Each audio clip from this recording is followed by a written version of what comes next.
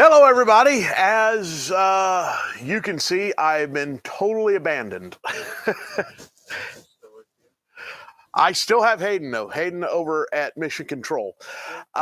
Filling in for Rodney, who normally fills in for Matt. I have got Echo sitting right here.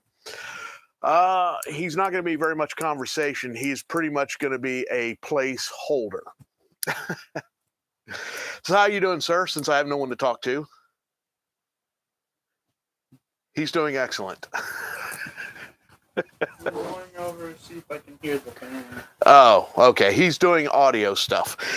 So anyway, yes, it's just all me tonight, all me by myself. Rodney had a some sort of emergency or something he had to take care of, so he couldn't be here tonight. And Matt, of course, is always out of town.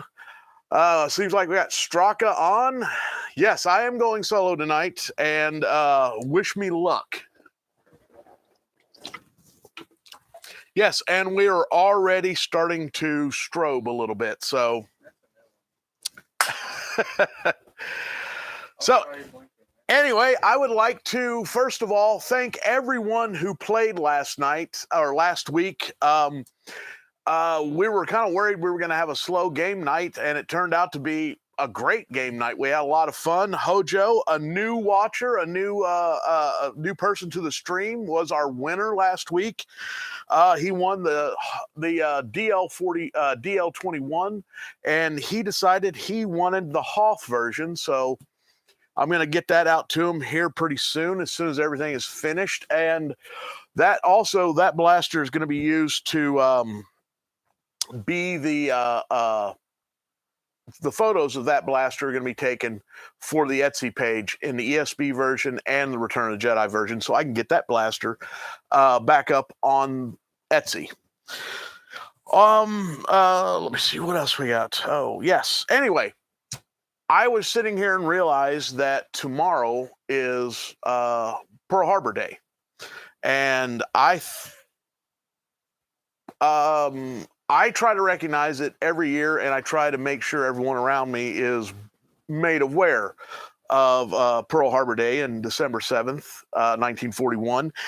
The main reason why is when I lived in California, I kind of had a surrogate grandfather. A gentleman that took me in and taught me a lot and showed me a lot of things. And he was a Pearl Harbor survivor. And he was also a USS Arizona survivor. His name was Jim Vlock. Hayden's got a picture. I'll throw a picture up real quick of him. There he is right there. He is going out, I believe, on Pearl Harbor Day to the Arizona Memorial. I believe this is 2006, just a few years before he passed away. But I always try to remember it, and I always try to let everybody else know. I used to remember that big Pearl Harbor book I have, the big giant photo book?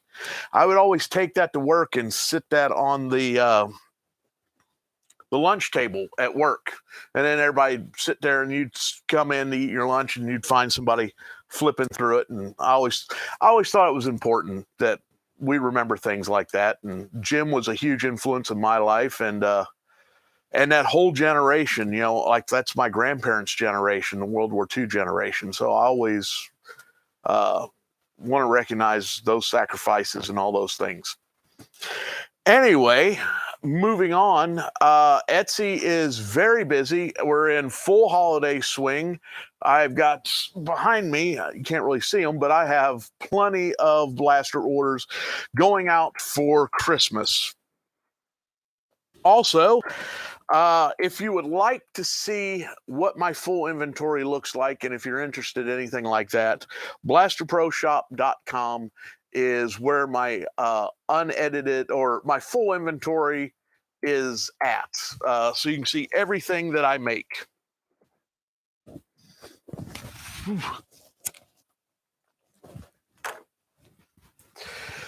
As you can see, we're getting ready for Christmas down here in the workshop. I was hoping Rodney would be here. I really like having at least someone next to me to talk to and bounce things off of. Also, DL44 or DL21 is going to be going up on Etsy this month. And I'm going to start redoing and putting up all the E11s. This month's, well, we'll get to that in a little bit, but I'm going to try to get all the E11s back up and the DL21, the ESB and Hoth versions. They'll all be back up also. Now it's sort of fun. This month's contest, it's going to be on December 27th, the last Tuesday of the month, and we're going to be playing the game show again. We've done it, what, twice now? Okay. So we're going to do the game show. This will be the third time. I think we kind of use the game show for any big special occasions or whatever. And Christmas time is a good one. Last year, I hope everybody will appreciate that we're not doing what we did last year, which was the Star Wars Holiday Special Trivia Contest. That was a lot of fun, but everyone said we were torturing them, and it was it was unfair for us to be doing that. I thought it was funny. So I have a little bit to go over tonight. Well, anyway, Matt is going to be playing. He is our returning champion. Matt is undefeated in the game show. Sean is going to be back again to take on Matt and see if he can win. Sean was the last player. Jeff played the first time. So Hayden, you and I are going to try to put together a video that's going to air after next week's show. Is that correct? Okay, so when we shoot this video, we're going to create a little video, talking about the contest and everything. And then when that goes up, there will be a pinned section in there to add your name, to get your name in for the game. And the way the game show works is we pick two names. Our two players each pick a number, and that number corresponds to a name. They got the name. Then they are going to play for two of you out there, and whoever wins the contest, they'll read off their name, and that is the winner of the grand prize. The grand prize this month is an E11. It's going to be the E11 that I'm going to use to shoot all the different versions of the E11. So I'm not sure what configuration it will be in at the very end when it's given away, but it's still an E11. A beautiful, beautiful E11. So next week, after next week's show, or maybe even just before next week, you need the weekend to get it all going, don't you? And you need the blaster. I want blaster. He wants the blaster. The reason why it has not been done yet is because I don't have the blaster finished yet, and that's my fault. So I apologize.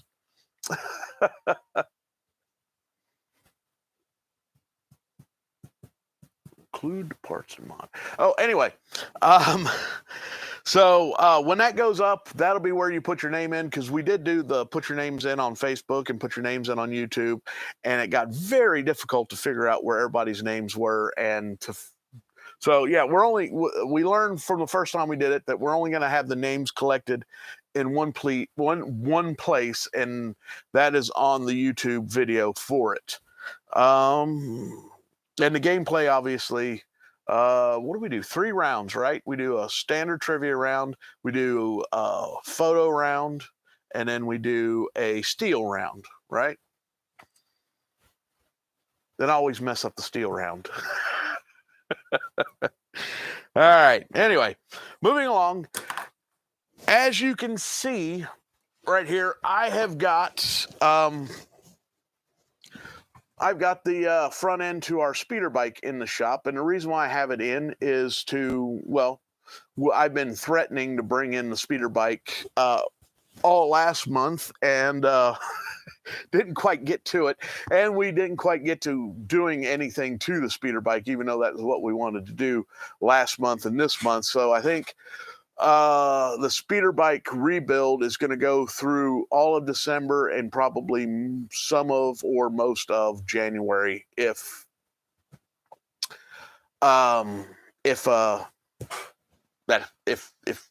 it takes that long. It might go into February, who knows. Anyway, the plan is we are going to replace all the wooden pieces, all the parts that are wooden. This is the front end. This piece right here is wooden, and there's a little T-bracket, you can see a little bit back here, that holds it together. These two parts and this lower piece that you can't see, we're all going to be redone in aluminum,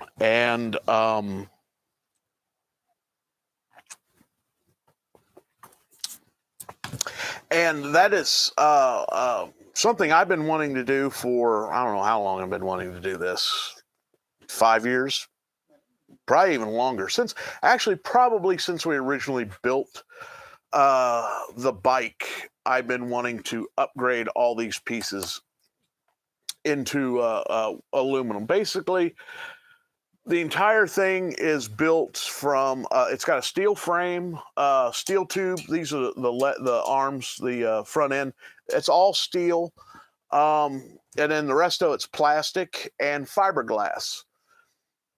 So everything holds up really, really well in the elements. It's always been transported. Maybe once or twice it's been transported in a covered truck or like a moving van or something. But most of the time it's been transported in the back of my pickup truck, and it has been exposed to rain, snow, freezing rain, and snow, and sleet, and ice. It's been exposed to all the nastiness that you can imagine. And the fact that it holds up as well as it has, it's been really good. I mean, the bike right now it's about 10 years old. Yeah, we painted it with automotive paint. It's pretty much like the body is pretty much built like a Corvette body. It's all fiberglass. It's a fiberglass body on a steel frame with, like I said, these are Sentra pieces here. Everything's holding up except for the wood parts and a few other pieces, but really mainly the wood is what needs to be replaced. All the nasty. Yes, exactly. One night we brought this thing back from Lexicon, and as we're coming back, when we were leaving, it started to snow. It started to rain, and the rain turned to snow, and then it was a mixture of snow and freezing rain. And I think it took us 4 hours to get back from Lexington, and usually it only takes about an hour and a half. And when we got back, the Speederbike had about 4 inches of ice all over it. So we ended up parking it in the garage, left it in the truck because it was literally frozen to the truck, and the ratchet straps, everything was frozen. So we backed the truck in the garage and turned the heater on, and then left it for 24 hours to come back to be able to remove it from the back of the truck.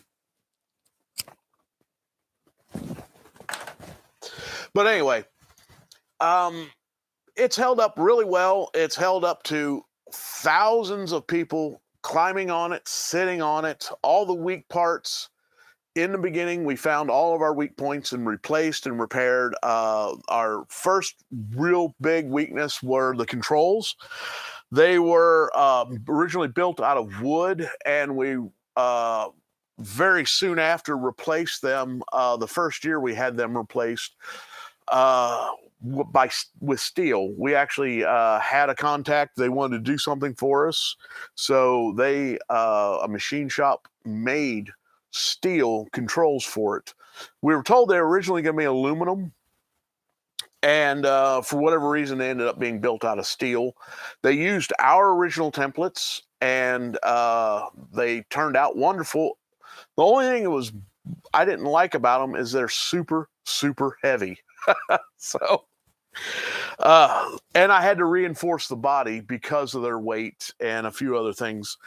But now what's really happening is the wood pieces, the pieces that aren't really standing up to the elements, they're what we're going to replace now. So this thing will be good for another 10 years, 20 years after this is done.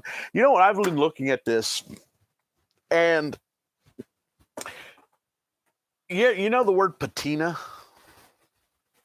You don't know the word patina? Oh, so you know, patina is like, say you're a gun collector and you like old guns. One of the things you're never supposed to do is you're not supposed to clean an old gun because you remove the patina and that hurts the age.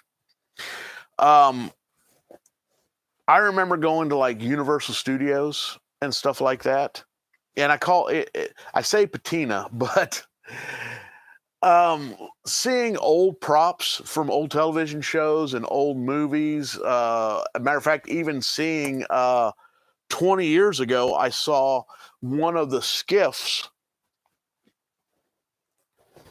from Return of the Jedi, and it was basically, you could see that it was a plywood construction and it was falling apart. It was literally looking like what a lot of this Speederbike looks like. It's it just looked like an old prop. And basically movie props were built quick and for one use, and then they're done, built as quick and cheap as possible. And the Speederbike wasn't built that way, but it was built using a lot of the same techniques and a lot of the same materials, such as wood. And it just reminds me of the way I would see stuff on the Universal Studios backlot, the way they would just kind of age. The Speederbike shows that same type of age. It actually does look like an old prop, really, doesn't it? But anyway, we're going to refresh it and bring it back. We're not going to clean it up and make it new. It's developed a lot of its own rust. Down on this end, you can't see it, but it's developed a lot of its own rust and wear and patina that we're just going to leave alone and keep it as is. But we do really need to replace the wood pieces because they're just so fragile, and either we take these pieces off and remake them totally out of wood again, or we come up with a solution to make them out of metal. We're going to use aluminum, so they'll last longer, and I think it'll be, and it's a good learning experience, right? It'll be a really good learning experience figuring out how to do all that stuff. The process we are going to use is a lost foam process. What do you mean by lost foam is you recreate the pieces or create the pieces you want to make out of foam. This is, I'm not sure what the weight of this foam is, but anyway, we're using foam insulation. We'll glue and laminate pieces together if we need thicker pieces. Basically, I'm going to take each individual piece off the bike and trace it into foam and then cut it out, shape it. And I'm actually going to put a really good finish on it. And that's what I like about this styrofoam type, this type of styrofoam, is you can sand this. You can sand this and get a really, really nice finish out of this. And the process I'm going to be using is what's the lost foam process. But one step that I learned about is coating this in a drywall putty, or drywall. Yeah, it's basically drywall putty. And what that does is it'll help retain the finish, because I could take these, shape these pieces, and encapsulate it in sand, and then pour it in, and it'll come out, but it'll have the sand texture. And I want a more smooth finished piece. So I'm actually going to coat each one of these pieces in a drywall putty. And turns out the drywall putty, actually, in the formula of the drywall putty, it's almost exactly the same as the industrial lost foam slurry that you can use. It's almost the ingredients are almost exactly the same. Now, one thing I will have to do is I will have to dilute it with water and make it more like a paste instead of a putty. It's going to be more runny and moving around and everything. But really what the key of it is when I finally sand this finish, it will help retain the finish in the finished product. But one of the most important things about it is it's porous. So think about this foam, and now this foam is coated in drywall putty, and I bury it in sand, and then I pour aluminum down. The gases have to go someplace. And now on something like this, the easiest way for the gases to go is to come belch up and come out the top, which is fine. But some of these other pieces are going to have arms and reach out, and this particular part right here that I'm moving, it's a central piece that Y's out and goes and has two legs that tie these two tubes together, and then in the front of it mounts this torpedo thing. So the thing about the drywall putty is it's porous, and it allows the gases to escape. And that's one of the keys to lost foam casting, is you have to have something for a quality cast. You have to have something to coat and retain the finish of the mold, but at the same time, it has to be able to breathe and let the gases escape. And that's what the like I said, there's a professional version of a lost foam slurry that I could buy and dip, but turns out it's an industrial material, and you have to buy 600 pounds of it. That's the minimum order, 600 pounds. And to be honest, I would never, ever use that amount. So doing some research, I found a really good website, or a really good YouTube channel, of a gentleman who actually makes car intakes. Specifically, he makes for old, I can't remember what race series it was, but there was an intake that they used that used an Autolite carburetor, that he also makes the body for this Autolite carburetor out of lost foam. And he also makes the intakes, and he makes the timing chain cover that was needed to accept this different style intake. You know what? Afterwards, I might, after this is over, I might put the link. I'll have Hayden put the link to this guy's YouTube channel in the description below this video. But anyway, he is a huge wealth of information, and he explained how the drywall putty was how he started, and how, since his business has progressed and he needs to more get his business changed his business model from a hobbyist to an actual business, he switched to the industrial slurry, and he has a 30-gallon vat that he dips full foam mock-ups of car intakes in, and it's actually very impressive. And like I said, I'm going to put the link in the description so you guys can check it out, because this guy's work is pretty crazy. But he explained about the drywall putty and how it's pretty much chemical or material, pretty much the same. Most of the materials that they use are also in the drywall putty, minus a few things for whatever reasons. There's a few differences, but for a hobbyist, he says it's a great product if you learn how to use it correctly. And I've got probably a dozen pieces to cast for this project. So eventually, by the time I'm done, I should have it just about licked and know what I'm doing, right?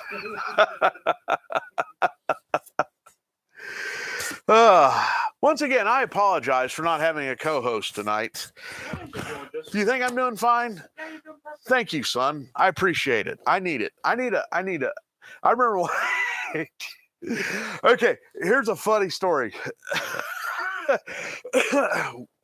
A ways back, it was the same situation. This is what, the second or third time that you and I, since you've taken over, done a solo show.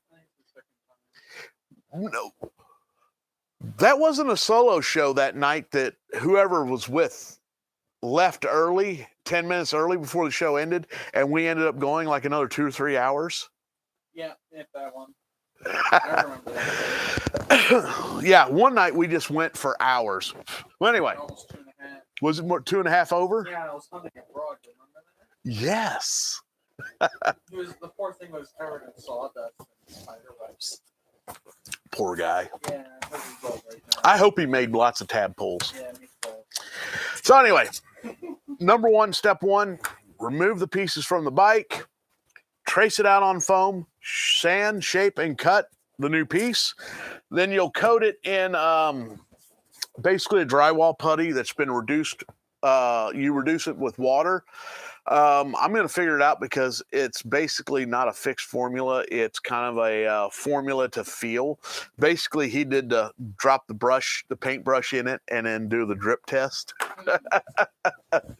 Oh, I love those. You just like add a little more. All right. Yeah, get to the right viscosity. Yes, and turns out you just do 1, maybe 2 coats. That's it. If you make it too thin, you end up doing 2 coats. You should still be able to actually see the foam underneath a little bit, like in your brush strokes.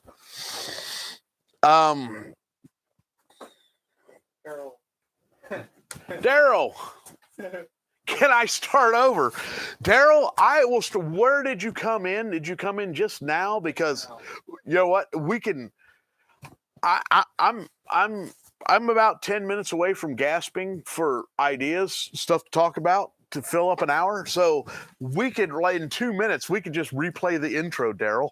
Talk about the cut scenes from Return of the Jedi. No, we're not going to do that. But I'll tell you what, Daryl.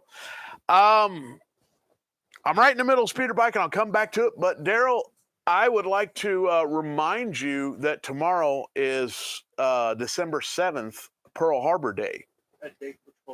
A date that will which will live in infamy. Yes, and as I spoke earlier in the night, when I moved to Southern California. Now I'm from Kentucky, and then grew up a little bit, further north in Cleveland. And when we were in Cleveland, we moved from Cleveland out to Southern California, Anaheim, California, and I really missed my grandparents while I was there, and I ended up meeting a gentleman who became a surrogate grandfather. Really, he was really important, especially the entire time I was out in California. And his name was Jim Vlock, and he was a Pearl Harbor survivor. And on top of all of that, he was also a USS Arizona survivor. So I've always remembered and made sure everyone around me remembered Pearl Harbor Day. So anyway, getting back to the Speederbike. We're going to do the foam. Once the foam pieces are shaped and in the drywall putty, you need to support. Since this is, there's lots of different types of casting methods. Lost foam, lost wax. You can do lost PLA. The lost PLA and the lost wax casting methods require you to create a it creates a different type of mold, which means so basically with the drywall putty, we're actually creating a cheap, lightweight mold, and the key to the structure of that mold is you bury the entire thing in sand and then lightly pack the sand around it. And what the sand does is it will support that thin layer of the drywall material during the casting process. And both the sand and the drywall putty will allow the gases to escape the mold. As the aluminum comes in and cooks everything out, the gases have to go someplace. If we did a plaster mold, such as like you would do for lost wax, or a ceramic, or another type of ceramic for lost wax, or even lost PLA, you can 3D print an item and then you put it in a plaster style mold, and then you cook the PLA out, or in lost wax, you cook the wax out. This process skips the cookout step, and the cooking out happens when the molten metal goes in. And I've played with this in the past. A few of the parts that have already been made for this were done using lost foam, but I didn't know about the drywall putty and what you can do with that. I did use the bucket of sand. That was, basically you put it in there, and as you pour it in, you cook out the foam, and, but it has a horrible finish. You have to make your parts probably about 5 to 10% larger so you can tool them and machine them down to make them look right and get them, proper. But I made your bullet for the, I made replacement bullets for some, 30 millimeter shell casings I had from an A10 Warthog that were a gift from Barry. So anyway, I wanted to make a display piece, but I wanted to put a bullet back in the round, and the rounds even say right on the side, depleted uranium and everything. They're so cool. So thank you, Barry, for those. He gave those to me years and years ago. Anyway, so I'm going to be using the aluminum. I have been stockpiling aluminum for years for all kinds of different projects. Since I work in the auto body industry, I have impact absorbers, and I also have, what do you call those? Radiators, AC condensers. Those are Radiators, AC condensers, intercoolers. I don't do hoods and fenders, even though I have access to tons of hoods and fenders. But right now, Matt, and if you remember Joe, our former director from way back in the day, they do installations and work in hospitals, or not one of the places they do work. But anyway, they started bringing home all of these stands for flat screen TVs. What's the hammer for? It's made out of metal. Oh. There you go. Oh, that was loud. Anyway, these are all aluminum, and I've got 3 or 4 boxes full of these, and each box has 12.5 pounds of aluminum. So I'm going to smelt these guys first, because I've been chopping them up. I have one whole case chopped up already. So these are going to be used in the Speederbike rebuild, since they were pretty much brought here by Matt and Joe, which are pit crew guys, Speederbike pit crew, So I thought it would be the perfect use for this material. to rebuild all the wooden pieces on the Speederbike with this. So anyway, our plans are to try this weekend to get the foam pieces done and hopefully get them ready to cast. I mean, we have a brand new smelter here, and we've been chomping at the bit, really, haven't we, to use that thing. So I really want to use it, and I am, like I said, I'm chomping at the bit to get to this project because this is the kind of stuff I want to do anyway. I can see other projects in the future that I want to do that requires me to have these type of skills. So I'm really big into pushing this direction to get this done. So the goal this week is to get one or two major pieces in foam form and rated cast, and possibly even cast those pieces this weekend. I don't know, you up for that? Okay. You up for a casting weekend? We'll see. Hey, we'll see. All right. This guy here, he loves aluminum casting. Matter of fact, when he was still in school and when I really started messing around with my first smelter and stuff, he was taking, what did you take to school? You took something to school. Just when we poured it, molten aluminum into a molten tray, and it went right. Oh, okay. So one of the things we do is we take the aluminum, and perfect ingots are biscuit tins. Casting couch. That's a good name for like a metallurgy channel. But you know what that also leads to, right? Yeah, it also leads to porn. Wow, casting couch. Okay. It's a double. All right. When we start casting, and we start, we'll title that show "The Casting Couch." It works totally. It's a podcast about metal smelting. Yeah, exactly. So anyway, Did it finally catch up? the casting couch threw me off. I'm sorry. Leave it to Straka to throw me off. Hernan, hey, here you go, Hernan. Look what we got right here. I've been waiting for you to show up because I needed to have a quick glue discussion with everybody.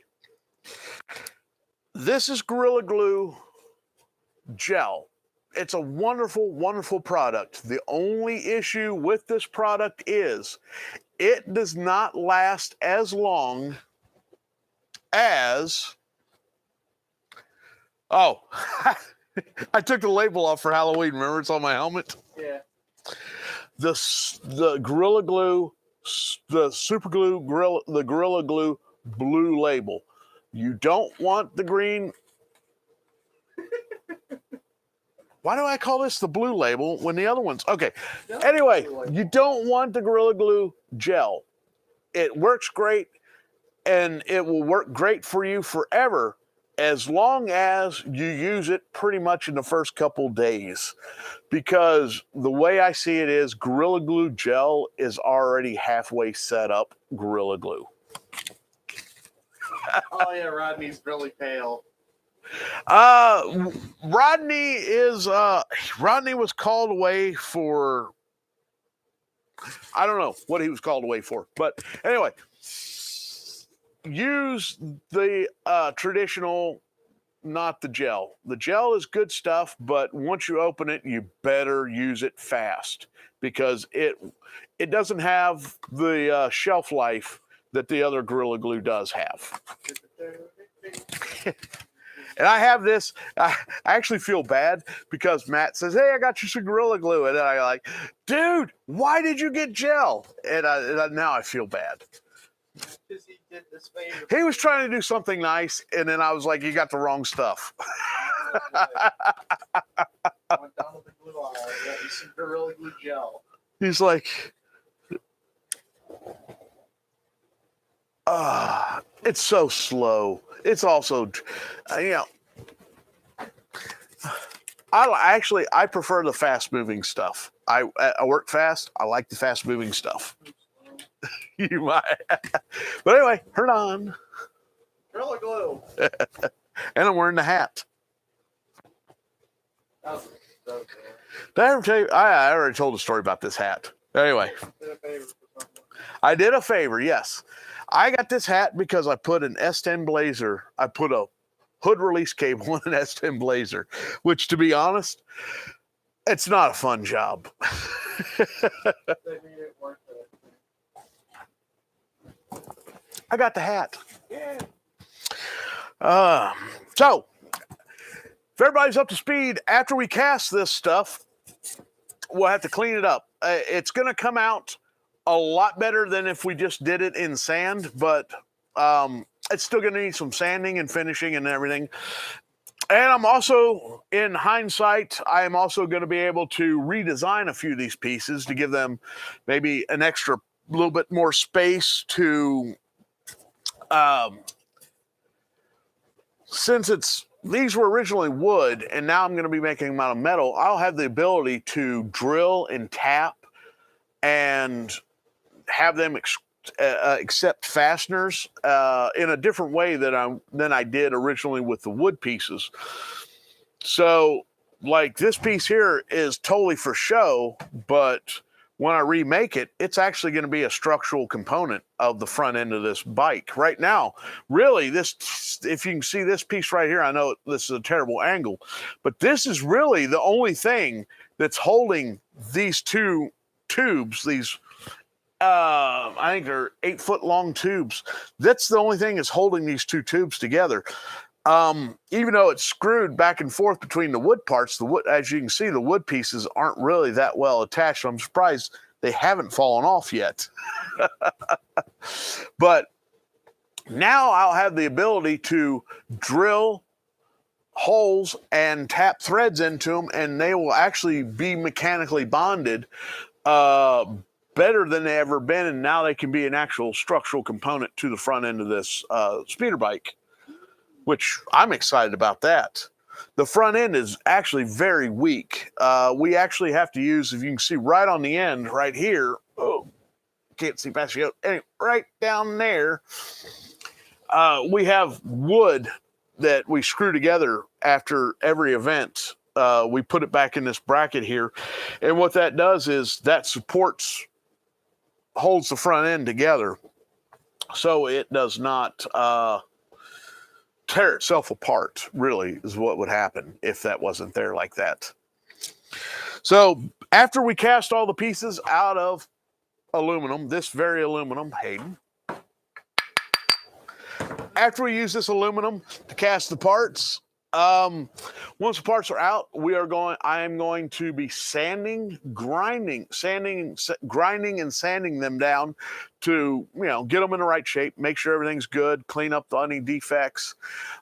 Any major defects, I will tell you right now, they are going to be turned into battle damage. Regardless, that's what's going to happen, because this is going to be a time-consuming process, and it's going to be a lot of work, but it's going to be a lot of fun also, and we're going to learn a lot in the process. And hopefully next week we'll have a little bit of video showing us going through the process of doing this. Is that correct? Well, You want to come down and shoot some video, B-roll? if the event ever takes place. He said he's actually kind of right. This is something we promised last month, and we're only getting to this month. Then, obviously some of the pieces I actually will be able to chuck up in the metal lathe and machine those pieces. And on top of machining, like I said, drilling and tapping for a real strong and structural mechanical connection. But then the fun part is I get to paint the pieces. We get to paint them, and then we get to weather them, because this bike didn't look like, when we originally built it, it was pretty heavily weathered. And I was sitting here just before the show, I was telling Hayden, like, dude, I really do love the paint job and the weathering on this. And when I was weathering this, I visualized it like going through the weeds and the woods and going, snapping off twigs and all the stuff that would be happening with it. And that kind of helped inform my weathering process on this. And I still love the paint job. Just looking at these two panels, and you can look right here, you can see it like the scraping, and we had a signature on there. I haven't read it yet. And then, I really loved weathering this. I love weathering anyway. So, like when you're weathering a blaster, you got it here in your hand. But when you're weathering something like this, it's 11 feet long. It was on a stand. It was actually, at the time, it was on a pedestal. It was on its own stand, but we had it on a pedestal in the shop. So it was another 10 inches higher, so we could comfortably work around it. And now we're weathering it and putting all the hoses and everything on it. And I had so much fun thinking about and then executing the weathering on this. It was something else. I really, this paint job, when we originally did the paint job on it, we were already doing chipped weathering on this, on the Speederbike. There were certain areas, when it was all clean, prepped, wiped down, ready to spray, we went over and we put aluminum paint down or silver paint down, and then put down latex. We latexed some areas where we knew chipping would look good, and then we laid down the base coat that you see now, and then we clear coated the whole thing. We had it set overnight, and we came back and rubbed off all the chipped areas with the latex, and it just looked great. And that was like, it's funny. If you find, we don't have any up now, but if we thought about it, we had some photos of the bike freshly painted. I mean, it's glossy, bright, beautiful finish, except it's got all these, chips in the paint. And it looked so out of place like that, because everything is so clean and beautiful. And it took this weathering job to tie that all together. And now the bike is 10 years old. It's been exposed to the elements multiple times over the years, and Mother Nature has been adding her own weathering, which is beautiful also. Don't you think? Except for she's been killing the wood parts. So we are going to have to redo those parts. Ooh, wow. Anybody have any questions? Because I know I just got to the end of my list except for the review, and that review takes 2 or 3 minutes and we're done. So any questions? How are we going to melt the metal? What are we going to use? Are we going to be charcoal? My original smelter. See, that's a second person, Jeff. By the way, Jeff, it has been, how many hours were we at this morning? 44 hours? On the panel? Yeah. Shoot, I don't remember. So we're at somewhere around 50 hours. I'm printing off that panel for the HIC project. I am printing off that panel right now in the finest settings I can, and it is at 50 hours. It should be done before workshop tomorrow night. So, anyway, I am super excited about this because I'm going to learn a ton And Hayden is super excited about it because Hayden's biggest drawback, takeaway from the first time we were smelting aluminum was when I pulled the lid off the smelter and dropped it in the grass, and the grass just went woof. Now, this is middle of the summer, lush green grass, and the lid just says, yeah, it's enough heat, you're just going to combust. And that's what happened. Remember that? And anyway, we smelted a few things. We did the bullets for the 30 mil. Was it 30 mil? Yeah, we did those bullets, and we actually did some Speederbike parts back then. Actually, one of them's right here. And this is a piece that desperately needs to be replaced on the bike because the original pieces are completely destroyed. But we're going to be doing, and some of these pieces will actually need to be put on the lathe, tooled, or made round and square, and then we're going to have to add some tooling to them, like such as a few of the pieces down here get straight knurling. So we're going to be doing some knurling work to these parts that we're going to, actually some of the pieces on this front end here will actually be made out of, made on the lathe and not cast. There's actually going to be a lot of work. I'd say it's a 60-40. 60% of the parts are going to be cast. 40% of the parts are going to be made on the metal lathe. So it's a good split. Yes, we are going to record a lot of it. We're going to document it. It's also going to be, hopefully, it's going to be a small series that will be deeper in depth on the YouTube channel. There will be a series that's more in depth on what we're actually doing, how we're doing it, why we're doing it, and how much we failed or how well we succeed. Hayden says, we do not fail. We just learn how not to do it. Is that right, sir?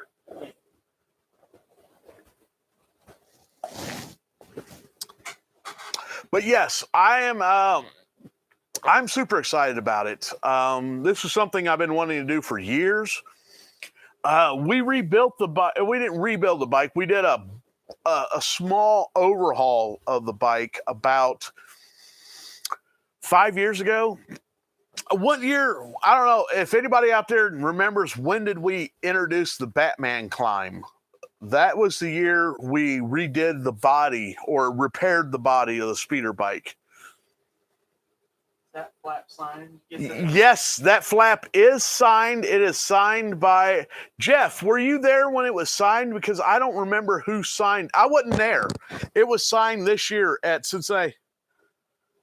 No. Okay, that was, okay, yes. The Batman climb was before you, but you were there when the gentleman signed this. Yes, it was more than 5 years ago. Catch up. Do you remember when this was signed at Expo this year?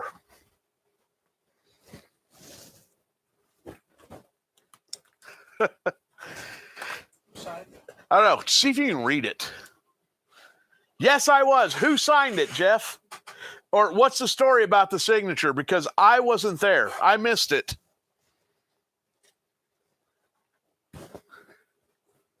Okay, you watched him do it. Who was it? I can't. I can't read it in reverse.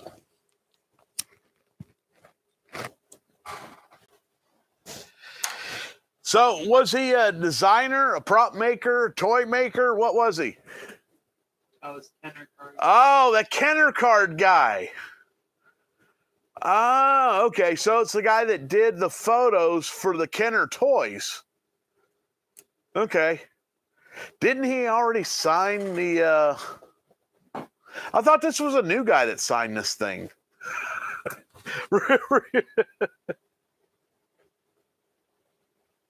Okay.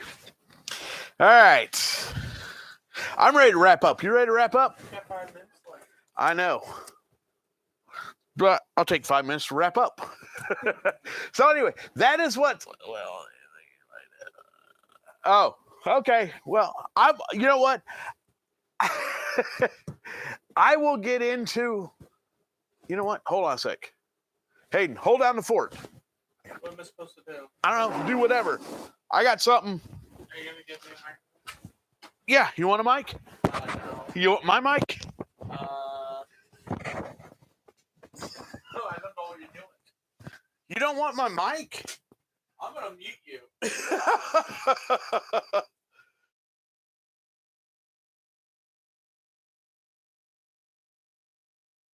Still live? Yeah, you're still alive. All right. So basically, go ahead and kill my mic.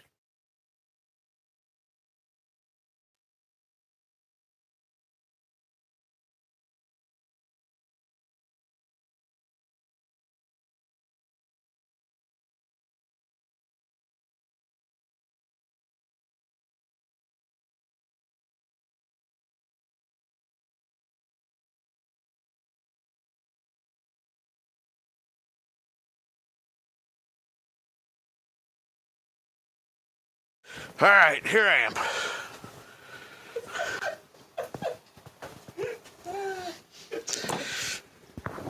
All right. I need it for the closeout. All right, here it is. So we were still talking about Speederbike stuff? Yeah. Or are we done about Speederbike stuff? I think we just walked away. I know, I couldn't stand it anymore. That's why I need a co-host. Anyway, so the man who shot Luke Skywalker. So somebody told me who it was that signed this. Can you read it? I think he signed it and then he put his real name. He printed his name underneath. It says bikers underneath. Oh, it was one of the biker scouts from Return of the Jedi. That's who did this. Really? Yeah, that's who signed it. Yeah. Now that's been solved. So basically, here we go. We're wrapping up. Thank you, everybody, for came out and joined us tonight. And Hayden wanted to make sure this was metal. So anyway, this month's contest. Yes. Oh, we didn't even throw up an E11. No, throw up an E11. This one? Yeah, there you go. This month, we meant to do that earlier. This month's contest, you'll be winning an E11. We'll be playing the what are we playing, Hayden? Game show. The game show. We'll be playing the game show, and if you all remember, Jeff was the very first contestant with Matt on the game show earlier back in May for our 2-year anniversary? Yep. Yes, so that is correct. And to this month, Matt, who won the round against Jeff, and he also won against Sean. So Matt will be our returning champion, and Sean will also be returning to try and dethrone Matt. The way the game works is if you get your name in, you need to get your name in. We'll assign a number. All the numbers go in randomly. And then our 2 contestants will pick a number each, and then that number will correspond to a name. They will be playing for whoever they pick as, yeah. And then whoever wins gets this guy. I know it doesn't look like much. It's still in the early stages, but this is the E11 that will be the winners. And this E11 actually will be in ANH 1, 2, and 3 configuration, ESB configuration, Rogue One configuration, and a brand new configuration, the Andor configuration. And there's a few things. I think I'm actually going to make a video talking about E11s and the life of an E11 and the way E11s are portrayed and continuously change, and why they continuously change, or theories on why they continuously change, and why mine are not changing. I'm changing slightly, but like when I get to the Andor version, I think with Andor, a lot of the E11s that they're using are left over from other productions, but I will have a discussion, an E11 discussion, an in-depth E11 discussion. I'm very passionate about E11s. But anyway, let me see. What do we got after that? Join us next week for hopefully some real life updates on Speederbike and hopefully some new foam sculpted parts that will be cast or may have already been cast. You might have aluminum parts next week. We don't know for sure. We don't know how much time we're going to have. We don't know how much trouble or things that are going to slow us down we'll run into. We might not be able to light the furnace. We may run out of propane. It might be too cold and we can't get the propane to turn from liquid to gas fast enough to keep the furnace going. Really low temperatures. We don't know. Yes. And as always, you can purchase any Blaster Pro blasters at Etsy.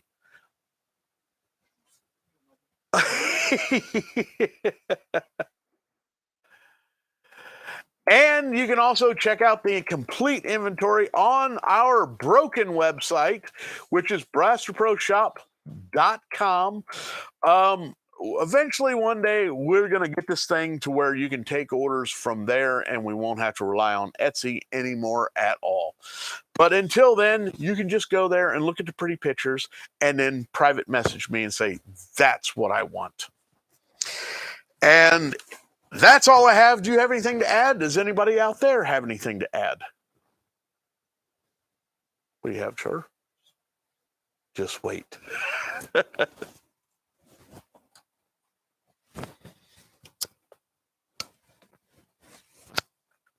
All